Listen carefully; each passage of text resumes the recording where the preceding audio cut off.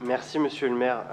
Cette délibération sur la participation citoyenne et plus spécialement les conseils de quartier, elle est pour nous profondément importante, notamment dans la période que nous connaissons. C'est une délibération qui nous engage et les dispositifs de participation citoyenne nous engagent parce qu'on sort d'une élection avec plus de 50% d'abstention. Sur une élection municipale, c'est un fait rare et inédit. On est dans un contexte politique où les citoyens sont désabusés, sont parfois aussi quelque peu inquiets par rapport à la tournure que prend la politique, perdent leur confiance et quand on voit les débats, on ne peut pas l'en vouloir.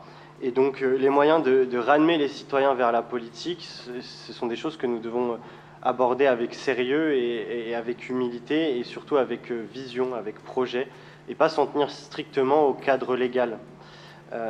Malheureusement, ce conseil de quartier, ce rapport, enfin ce règlement qui est proposé pour les conseils de quartier, il peut relever d'une petite occasion manquée en ce sens, puisqu'il ne va pas assez loin dans la participation citoyenne. En tout cas, il se tient au cadre légal.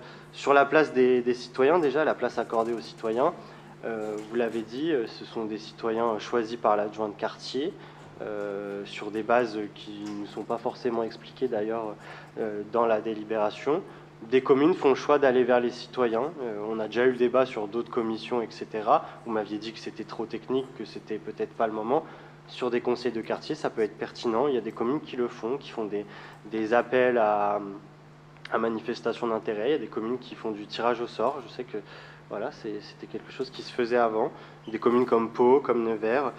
Donc sur ça, voilà, une petite occasion manquée. Sur le périmètre aussi, on s'en tient strictement à la loi sur l'information, la consultation.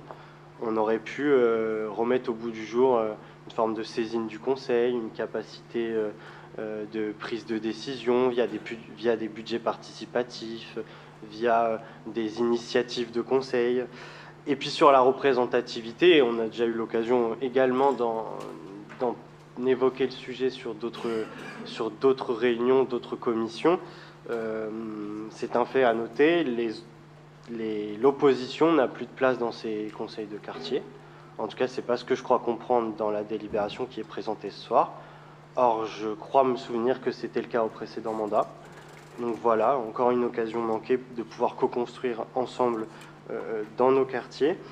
Pourtant, encore une fois, il y a des modèles qui existent, en dehors des exemples que je viens de vous citer, il y a aussi des modèles et des vrais projets de participation citoyenne. Moi, j'aime bien citer Joe Spiegel et la démocratie construction qu'il a mis en place dans sa commune, qui est un vrai modèle de démocratie d'aller vers, qui a fait ses preuves, qui a ramené des citoyens dans le giron de l'action municipale, dans le giron de l'échange, de la co-construction. Et à travers ça aussi, il y a de l'apaisement. Il y a des situations qui peuvent être décantées. Par exemple, à travers ces conseils, on aurait pu, et des conseils ouverts avec des parents d'élèves, avec l'opposition, avec des gens tirés au sort, on pourrait évoquer des situations profondément graves comme celle de la canicule et profiter de l'intelligence collective, pouvoir évoquer les sujets en sérénité. Donc voilà, pour toutes ces raisons, sur ces délibérations de conseil de quartier, un vrai regret sur la forme proposée, mais en espérant que à travers tout le mandat, on pourra peut-être évoquer des évolutions et construire cela ensemble.